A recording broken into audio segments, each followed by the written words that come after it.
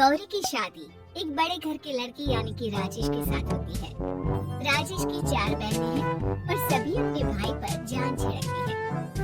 अरे पापा, ये राजेश के लिए कैसी छोटी सी हिट की लड़की ब्याह लाए आप? हम लोगों का भाई तो राजकुमार है, उसके लिए तो कोई राजकुमारी होनी चाहिए थी। गौरी को ननद की बात बुरी लगती है और वो रोने लगती है। अरे क्यों गला फाड़ रही है? क्या गलत बोल दिया मेरी बेटी ने?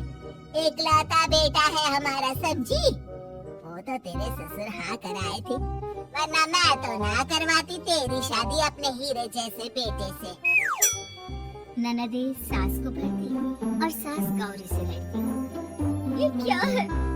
तुम्हारी बहनें और माँ आए थे मुझे खरी खोटी सुनाती रहती है, क्यों नहीं बोलते उन लोगों को कुछ? अरे क्या बोलूं? अब उन लोगों का इकलौता भाई और बेटा होना, तो वो लोग थोड़े इमोशनल है मुझे लेकर, समझा करो ना। और कौन सा वो लोग रोज आते हैं ससुराल से? माना एक साथ नहीं आते, लेकिन रोज कोई ना कोई तो खड़ा ही रहता है ना। खैर, जैसे तैसे कुछ साल गुजरते हैं, गौरी एक प्यारे से बेटी की माँ बनती है। सुनिए, हर बात पर ससुर जी से पैसा मांगना ठीक नहीं लगता। आप कोई काम क्यों नहीं करते हैं? काम तो मैंने कभी किया ही नहीं गौरी, पापा के पास इतना पैसा है कि मुझे जरूरत ही नहीं पड़ी। लेकिन कहते हैं ना, हर दिन एक सा नहीं होता। गौरी के ससुर की मृत्यु हो जाती है और घर में गरीबी छा जाती है। गौरी ननद को फोन करती है। दीदी, अब जीजा जी को बोलकर इन्हें कहीं नौकरी दिलवा दो ना, घर चलाना मुश्किल हो रहा है। माँ जी की भी तबीयत खराब रहती है, दवाई का खर्चा और मुन्ने की पढ़ाई का खर्चा काफी है, कुछ मदद मिल जाएगी दीदी।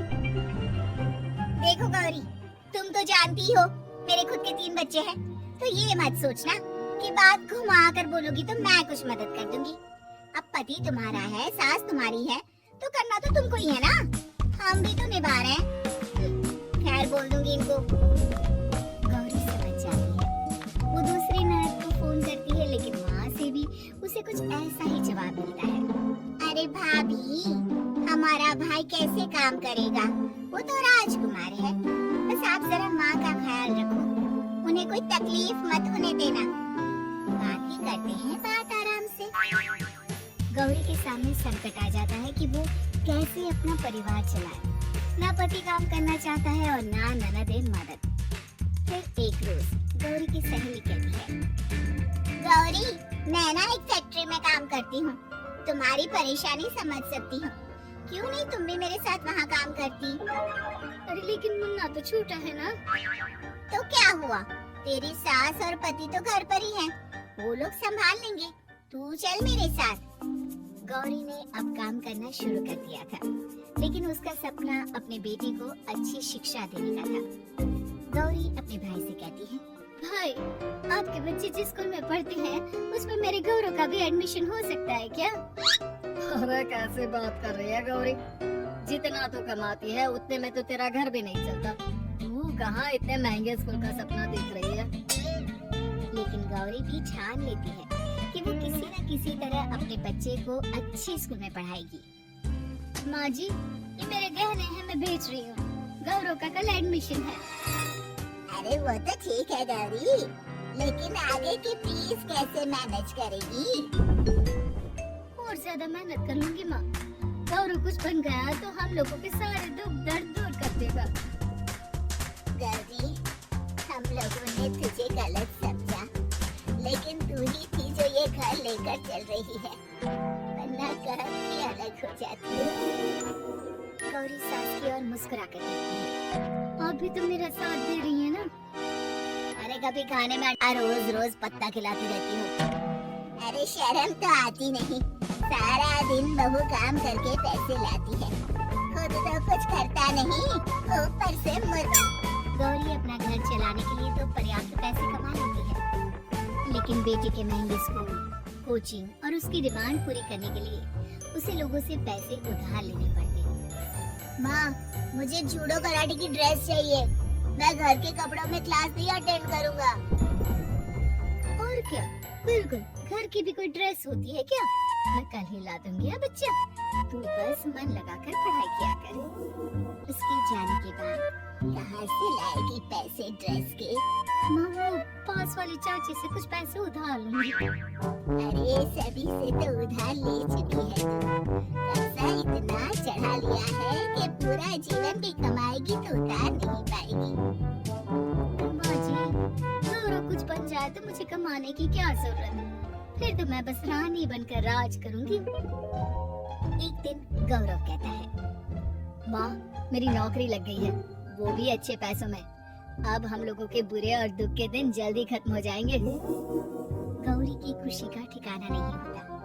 वो सास के फोटो के सामने हाथ जोड़ती है कि उसका पति उसे कहता है, देखा गौरी, तेरी तपस्या खत्म हुई। इतने सालों से जो तू फैक्ट्री में नौकरी कर रही है, अब तू आराम कर सकती है। अरे नहीं नहीं, अभी तो नौकरी लगी है, कुछ दिन कुछ पैसे कमा तो लेने दो। कुछ महीनों बाद गौरी की ननद गौरव के लिए रिश्ता लेकर आती है। अरे भाभी, वो मैंने रिश्ता लेकर आई थी गौरव के लिए, सुना अच्छा कमा रहा है, क्यों? देखा मेरी बहन कितनी अच्छी है, कितना सोचती है हम लोगों के लिए। गौरी कुछ नहीं कहती, लेकिन उसका मन नहीं होता है कि वो बेटी की शादी इतनी जल्दी कर दे। हाँ वो तो ठीक है, लेकिन अभी कुछ कर्जा है जिसे उतारना है। तो क्या हो गया, शादी के बाद भी उतार लेगा? कम से कम एक लड़की आ जाएगी तो आराम रहेगा। गौरी लोगों के प्रेशर में आकर बेटी की शादी कर देती है और शादी के बाद एक दिन जब अपनी फैक्ट्री में जाती है, मैनेजर साहब कैसे इस फैक्ट्री में 22 साल काम कर लिया पता ही नहीं चला। अब तो बेटा सेटल हो चुका है, नौकरी की जरूरत नहीं है, लेकिन आप सभी का शुक्रिया। गौरी बहन बहुत मेहनत की तुमने जीवन में, अब भगवान कोई मुश्किल ना दे। गौरी घर आती है, लेकिन दरवाजे के बाहर से ही उसे बहू और बेटे की आवाज सुनाई देती है। क्या है, तुम्हारी माँ ने तो सोचा भी नहीं कि जो कर्जा वो ले रही है खुद की अय्याशी के लिए, वो हम लोग क्यों भरे?